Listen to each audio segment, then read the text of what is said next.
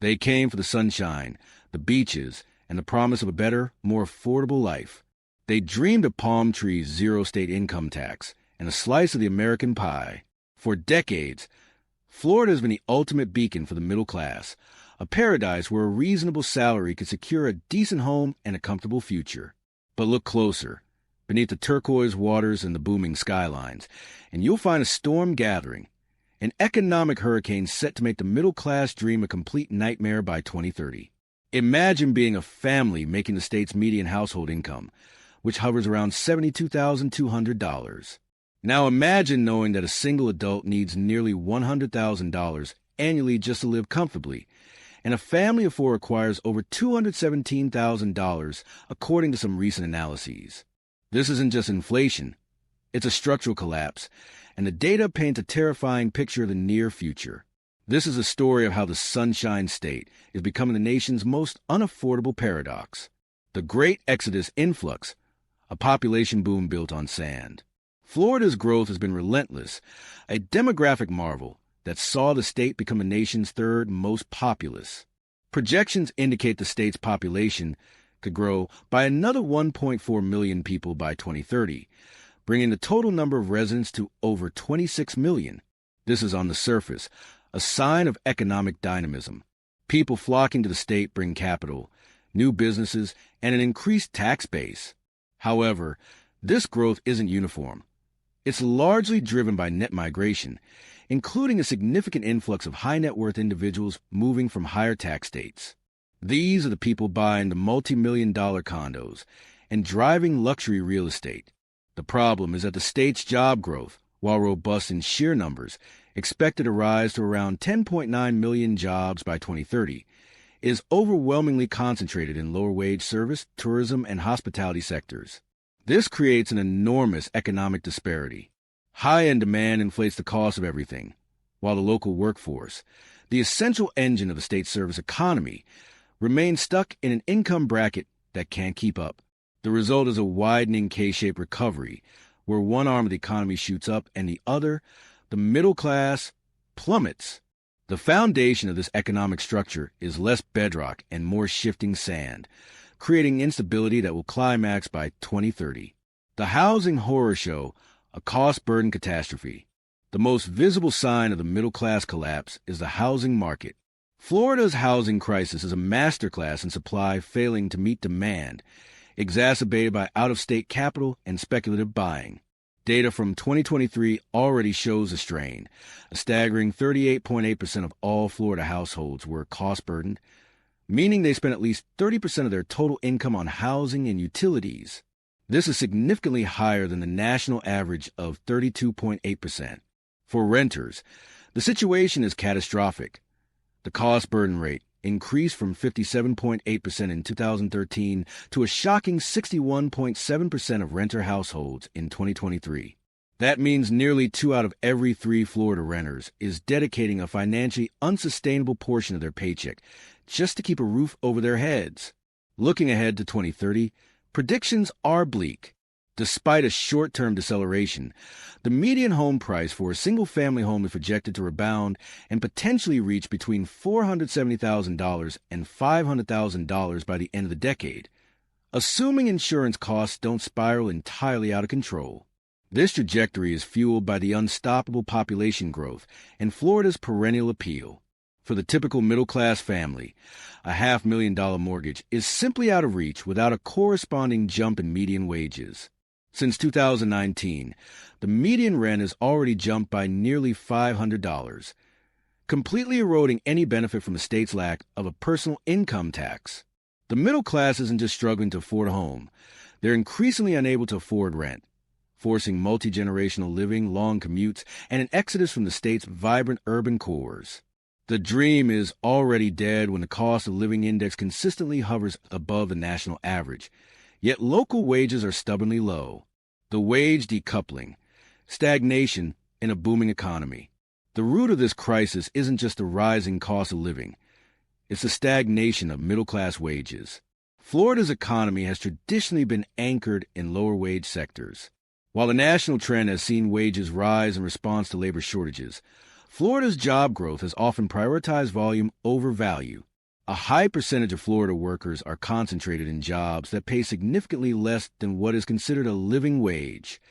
Even as the state moves toward a $15 minimum wage by 2026, this figure pales in comparison to the soaring cost of living.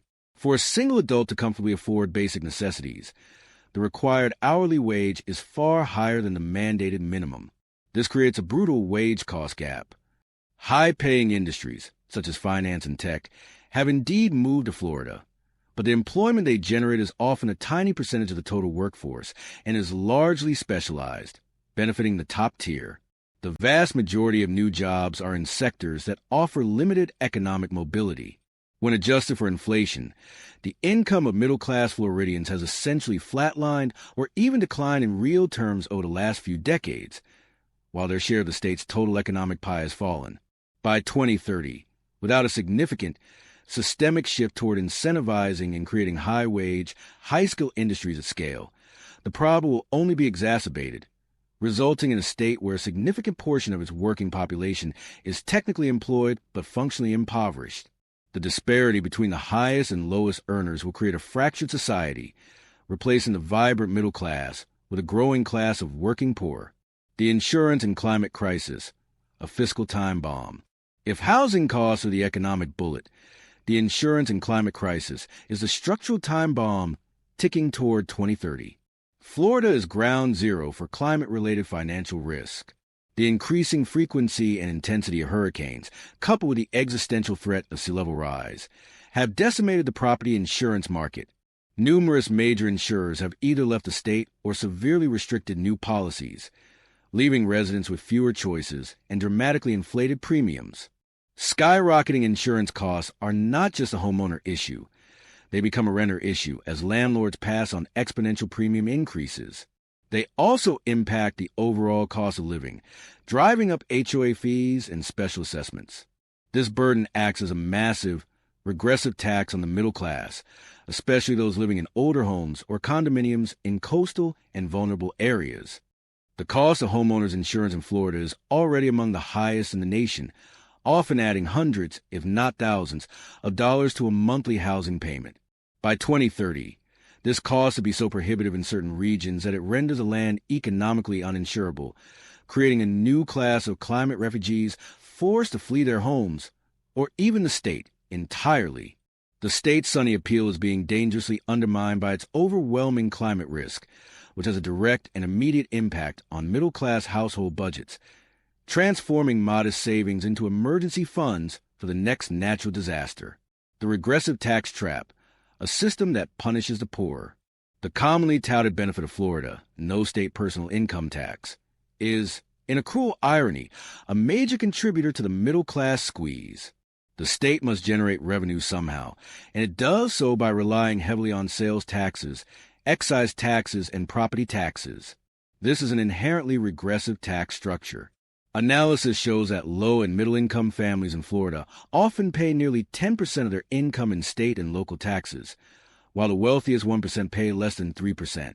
The system is effectively designed to favor the wealthy, who benefit most from the lack of income tax and often have tax planning strategies to mitigate other burdens, while disproportionately hitting the working class through daily consumption and rapidly escalating property taxes.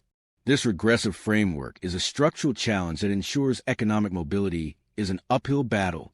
The money that the middle class saves by not paying state income tax is overwhelmingly devoured by the soaring costs of housing insurance and the high sales tax levied on necessities. By 2030, this tax structure, coupled with the rising costs of essential services like healthcare and utilities, which are also climbing, guarantees a long-term erosion of middle-class net worth and purchasing power. The low-tax haven is a myth of the majority. It's a paradise for the wealthy and a financial treadmill for everyone else. Education and infrastructure, a future under strain.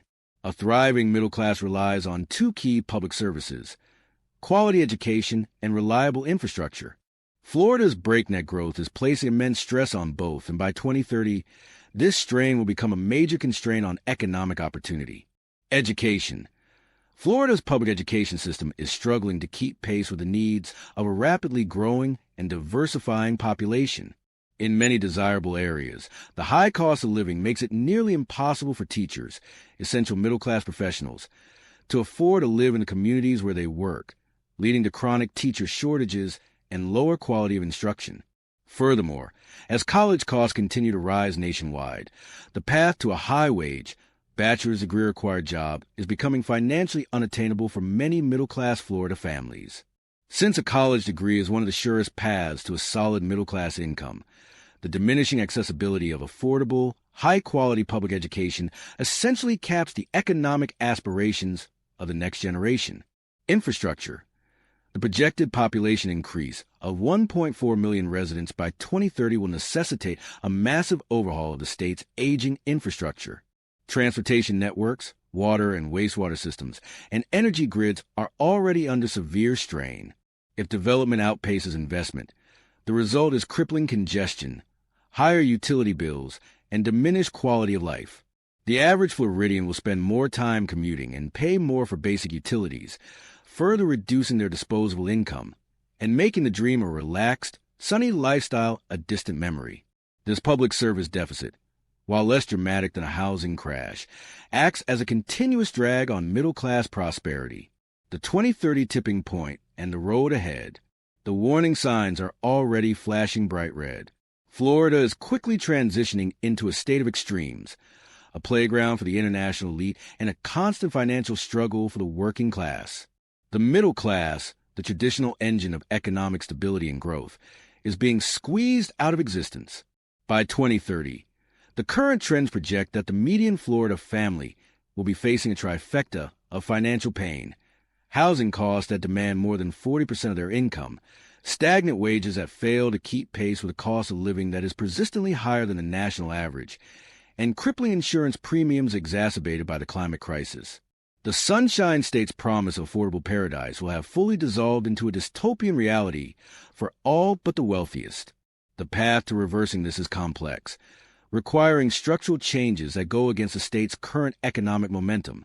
It demands a deliberate, policy-driven pivot toward nurturing high-wage industries, a massive investment in affordable housing initiatives that truly keep pace with population growth, and a serious reevaluation of a regressive tax system that disproportionately burdens the non-wealthy. If Florida fails to make these fundamental changes, the state will be an economic case study in how unchecked growth, low wages, and a hyper-focus on attracting extreme wealth can utterly destroy the foundational economic security of its own residents. The middle-class dream isn't just fading. It's being systematically dismantled, and the fallout by 2030 will be a national economic nightmare.